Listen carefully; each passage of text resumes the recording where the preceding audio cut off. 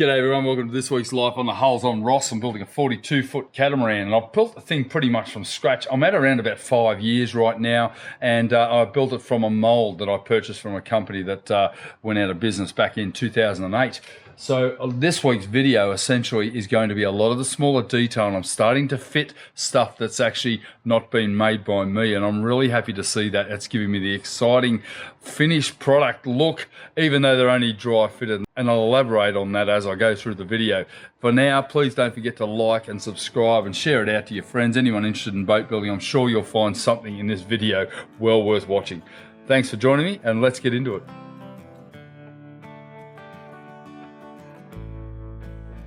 7 months wait for 2 port lights. We ordered these back in June last year, and it's now end of January, early February. Finally they've arrived. These are our cockpit port lights for our stern cabins, and they're going to be mounted right here. So down in here, and they actually will give a little bit of cross ventilation into our stern cabins. However, they don't provide a template. It just does my head in that a company that charges as much as they do does not provide a template. So Gibo, get your act together. If you want everyone's business, make it easy for them. To actually put these in is not as simple as it sounds. You don't just cut the hole, because there is a secondary lip. So you're actually cutting to the outside of this one, not to the outside of the actual rim, because you need to use this to screw it against the fiberglass that's existing in the boat. So you've got to be very, very careful when you cut these things. This is the sealing flange, and this here actually goes up against the internal liner or the fiberglass liner that you're going to put inside the boat. So you have to be very, very careful. So working that out is not that easy. You need to mark where the holes are and then drill or cut the hole around about 2 or 3 millimeters wider than the actual hole sizes there. So that template I have there is not the cutout size. In fact, I need to make that bigger than this one and smaller than this one. So that's where the issue lies, and luckily I've only got 2 to do here, but I've still got 6 of the other ones to do on the hull side. I'm going to mark this one out over here, and it's going to be here somewhere in exactly the same position in the center of that rise there, and then it should be right.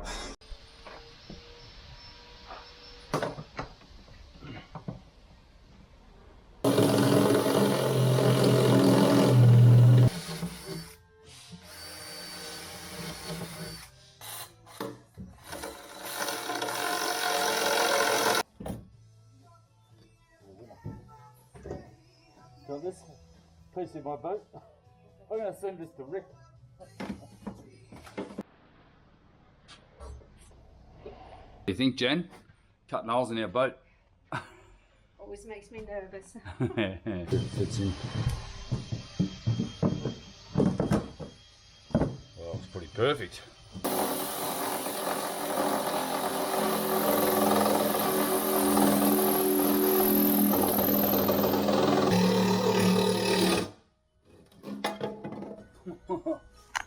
That was sweet. The whole bloody thing was vibrating. Right. Oh. I'm very excited. You're going on the other side? Finally fitting something of quality in the boat. I said there's lots of quality in the boat. Look like at the windows. Yeah. Good on you. All right, I'm going to go and screw that template in there. All right, so this is the stern port light, and if I calculate it correctly, Janet should be on the other side. There she is. Hello. Okay, all right. Should see Janet there. Yep, holding it in place.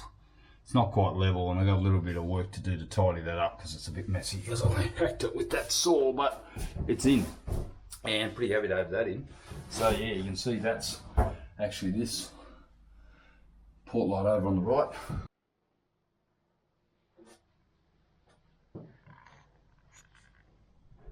Some days I just can't seem to get in my head what has to be done, and I just stand here for half an hour thinking, what the hell can I do? So what I do is I just go upstairs to my storeroom where I've got all my bits and pieces, and today I've just come across these vents, the louvered air suction vents for our engine rooms, and these are a stainless louvered suction vent, and they're based on the horsepower of the vehicle. So, and in my case, I've got 57 horsepower motors, so these basically are going to be more than enough. They're 590mm long, so they're a good size, and they have 9 louvers, and that allows for the optimum airflow for this particular boat, so, or particular motor at least, and there's one on each side. So I have to cut that into the side of the boat. That's going to be a massive hole, and while I'm doing nothing, I may as well do something. That's my motto.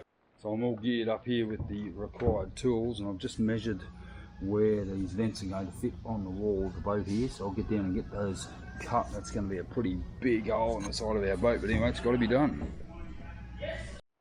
Alright, so I've marked this, and what you've got to be consistent with is you've got to make sure that this one plus the port lights that are going in are all at the same distance from the gunnel, because you don't want it to look irregular, and also you've got to consider that the water line is down here on this chine here, so we don't want any chance of water actually entering into that vent there. So I've put it 13 centimeters down, and it does have a delayed vent on the back of it as well, which will preclude water from coming in. Really poop by a wave. I'm not convinced we wouldn't get some water in, but I've got bilge pumps in the engine room and in the rear section there. I have a manual bilge in the lowest point of the boat just for that reason as well. So there's plenty to think about here, but I'm going to get this one cut out and see how it looks.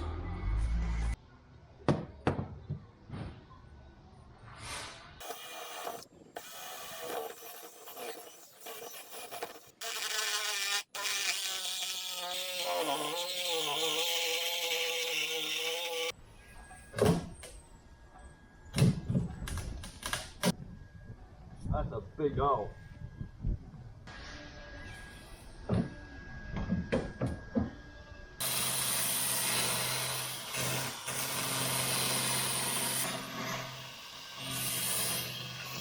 All right, let's check.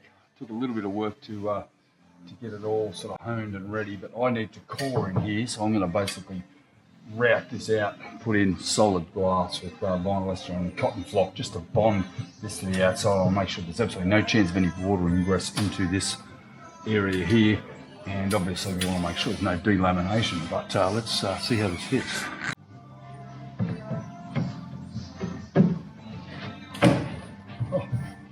Oh yeah, that looks pretty good. Oh, I'm pretty excited. That looks amazing. That is absolutely fantastic. So I've got plenty to do down the side here, but there's lots to do here. I'll go and get the other side done straight away while I'm in the mood for it, and we'll get on with it. Right, so I'm going to put the port side one in. Now, access down in here is a nightmare. It's barely enough room for a ladder down in here, but I'm going to give it a go. I've got everything I need up here to put it in, including the drill and the reciprocating saw and my little file sander, but I'll go down and give it a go. I'm not sure how I'm going to go.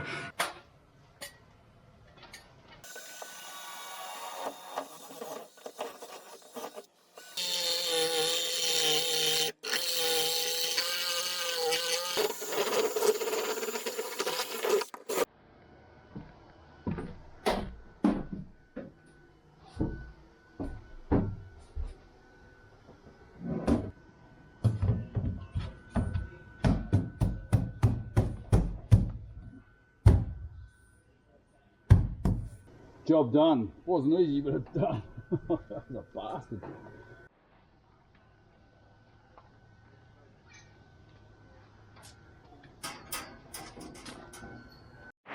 These large stainless uprights are going to be more than enough for the stern of the hardtop, but I've got an issue right here. This area here is going to have to support not only the weight of people walking around on the top here to service the boom, and that's going to be more around the center, but from here down it also has to support another pod roof, which is going to be up here, so I need to reinforce it somehow. So what I'm actually planning to do is put in a 50.8mm or 2-inch tube with a base like this here. Now the only thing about mounting that is I do not want this to be on an angle like that. I want it to be dead straight. So I think what I'm going to do is, rather than just bog it onto the side here, I'm actually going to cut it in and inset that mount like I've done here with the stanchion bases. And yes, it's going to create a lot of work, But the nice thing is that once it's done, it'll be done, and I'll simply make a base underneath. Within here, I'll retain this curve here. This will come down, and then this will actually be inset and allow for good drainage and everything. And the good thing is then I can just basically put a tube in, screw the grub screws into the side of it, and then we can tack weld it once I get the size, and then engage it up into the top of the hard top right here on the outside edge, which will take all that weight there.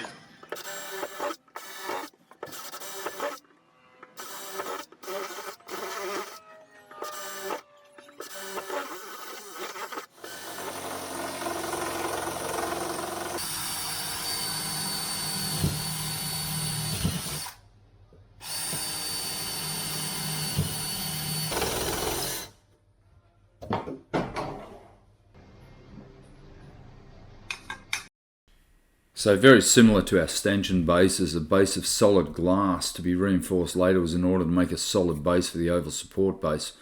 This will later be reinforced from underneath in the stern cabins, and all the bolts and nuts will be reinforced and backed with a 316 stainless plate to match the oval mounting base. I anticipate around about 1 centimetre of solid glass. There won't be any foam core in this area here. Obviously we want to make sure that there's no compression on that unit.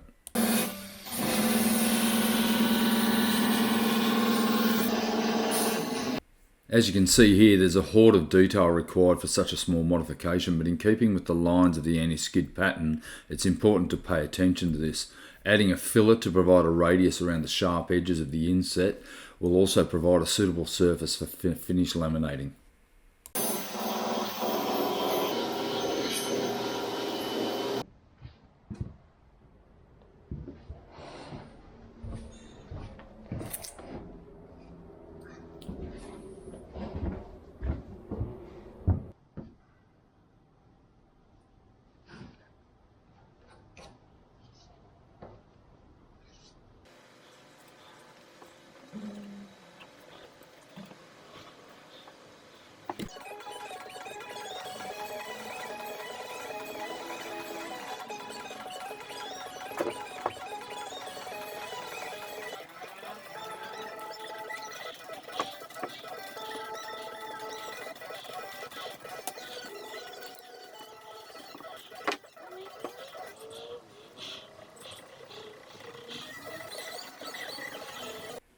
Now you'll hear me throughout all of my videos I use the term dry fit. I keep using this term dry fit as I'm able to dry fit most items and remove them, as we still have tons of fairing and spraying to do. There's no point in putting a product in and then spraying up and having to mask it up if I can simply remove it and fit it correctly at the end. Now in this case, these stern cabin hatches, these are 450mm square Gibo opening hatches. Essentially they are being fitted purely and utterly to provide a more safe working platform for me. I am clambering around the side a lot, up on the hard top and around the companionways along the side there, and it is more of a safety issue, but it's also good to see some real non-Ross and Janet made stuff going onto the boat these days. Fitting professionally made goods like this gives you a huge boost and gives you ultimately a view as to how this boat will look in the end.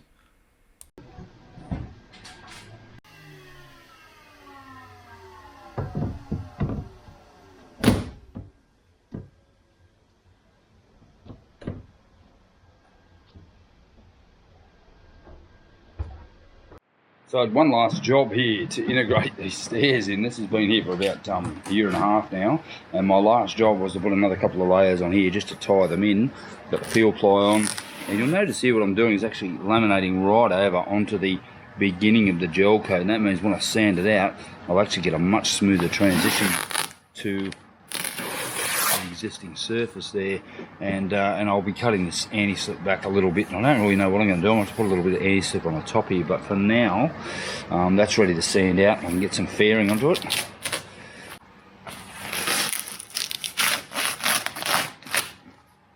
And I've completed the other side as well, so that's all ready to give it a good sand now.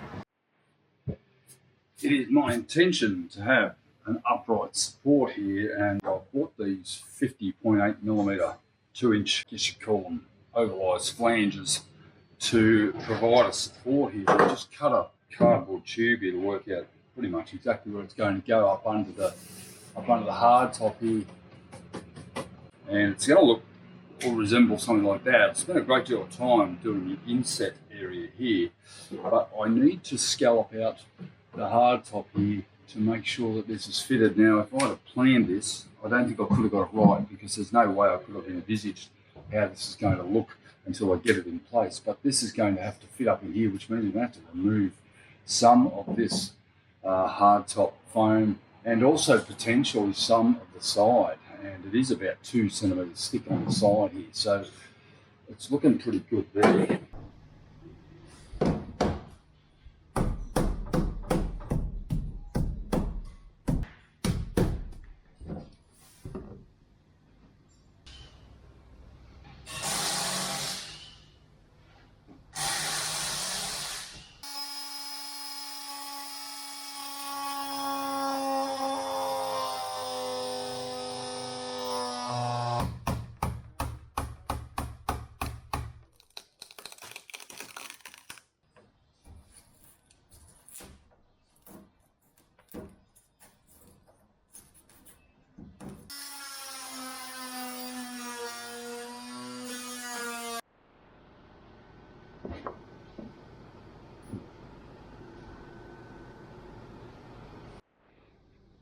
So I got a bit busy doing these inserts. Pretty ugly. I just smeared a bit of bearing compound on, so I'll let that live. But whatever I left over, I started on the fridge.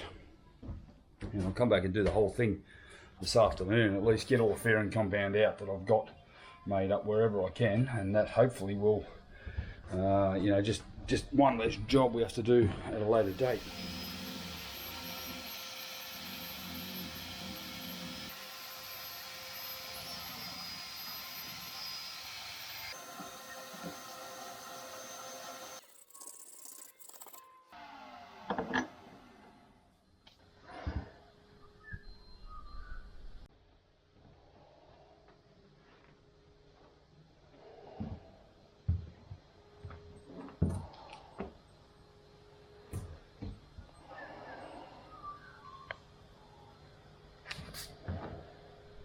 All right, I've just measured the height of the hardtop roof, and I'm pretty happy with the shape. It actually has a slight downward angle, which will be good for rain dispersion, make everything sort of go forward and hopefully flick off the back and give it a bit of a more streamlined look. I didn't want a dead flat roof. I wanted it to sort of raise a little bit. I think it adds to the look of the thing. What that means now is I can now get some stainless, and I've just bought a 50.8 millimeter or 2-inch 316 stainless tube, a 6 metre length of it. Now that was 288 Australian dollars, so around, I guess, 200 US or 190 US for 316, which is, you know, to buy it in a 6 metre length, you're obviously going to get economies of scale the more you buy, but a 6 metre length of it, it's pretty readily available because it's used in balustrating and everything, and then buying marine grade, you're getting it pre-polished. So I've got a mirror finish on my fittings, and there's going to be a mirror finish on the actual tube itself, whereas with our large rear stanchions or supports, they have to be polished. So I'm going to be doing a bit of work on those with a polisher and some wet and dry sandpaper and the like. But yeah, so now I can measure this exactly, and I've just done a measurement to the other side, and that one is 1120 millimeters, and I know there's about a centimetre difference between this side and that side, and having made the insert now gives me the ability to be able to cut this stuff and get it all sort of dry fitted, so that we're going to get our final look pretty quickly. And that's 1110, so there's a centimetre difference between one side and the other, and I would put that down to potentially the thickness of the glass, slight irregularity in the deck height, but 1 centimetre over 6 metres is absolutely 5/3 of SFA, and I'm happy with that. I won't argue about that. I'm not going to try and adjust it any differently. So 1110 and 1120 is my cuts. I'm going to go and cut that and get it straight in place immediately. And I've just decided I bought a 6 metre length of it, and I'm going to potentially use the offcut, which is around about 3.6 metres of excess that I had to buy, because you can only buy it in 6 metre lengths. I'm going to be able to use that for the support for our hardtop that is going to be above our helm station, which is going to have 2 supports that come down here onto the deck, and then I'll be able to enable a isinglass type clear to go all the way around the front to protect us and give us a good sheltered protection in the helm position here. So using the excess tube will mean the first 2 supports, and I'm likely then to make some type of foam core support that'll come down here, a bit like what you'd see on a lightwave catamaran or a couple of the other ones you see these days. HH has got some similar sort of thing. And just like that, it's cut. And I'm going to keep this plastic sheath because I'll use that for when I'm doing all my spraying. It'll save me having to remove any of this, but I've cut this at 1120 millimeters. Just like I measured it, and always put masking tape on your stainless when you're cutting, particularly if you haven't got a proper wet bandsaw, because it will tarnish your mirrored finish, and you don't want to have to deal with that. I've already got enough black on it, but for now I'm not going to tidy this up. A bit of wet and dry sandpaper will tidy that up nicely.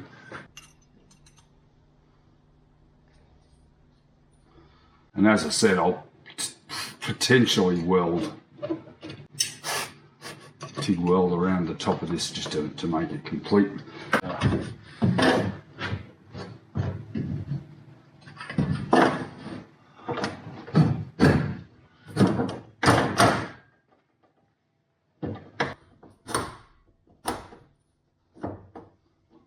Right on. Oh, that was beautiful. I know it's not that much, but it really is that much. Fantastic. Starting to come together, guys. Let's do the other side, eh?